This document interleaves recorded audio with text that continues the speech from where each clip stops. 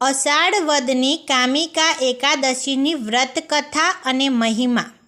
યુધિષ્ઠરે પૂછ્યું, હે વાસુદેવ, હવે મને અષાઢ વદની એકાદશીનું શું નામ છે અને તેનો પ્રકાર કહું.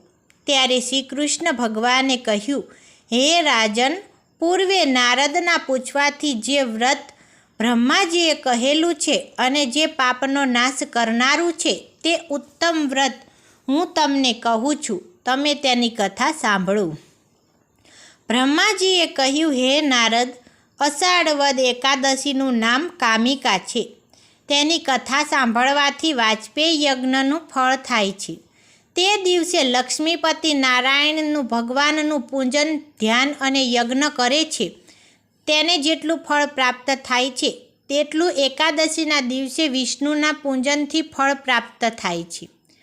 હે નારદ, કામિકા એકાદશીથી ઉત્તમ, પવિત્ર અને પાપનો નાશ કરનારું બીજું કોઈ વ્રત નથી. એકાદશીના દિવસે રાત્રિમાં જાગરણ કરવું. આ વ્રત કરવાથી ભયંકર યમ જોવા પડતા નથી, તેની દુર્ગતિ થતી નથી અને નીચ યોનિમાં જન્મ લેવો પડતો નથી. કામિકા એકાદશીના વ્રતથી જ યોગીઓને મોક્ષ મળ્યો છે. એટલા માટે એ વ્રત શ્રમ લઈને પણ નિયમથી કરવું જોઈએ. જે માણસ તુલસી પત્રથી શ્રી હરિનું પૂજન કરે છે તે માણસ પાપથી લેપાતો નથી. 1 ભાર સોનું અને 4 ભાર રૂપું આપવાથી જે ફળ થાય છે તે ફળ તુલસી પત્ર વડે શ્રી હરિનું પૂજન કરવાથી થાય છે.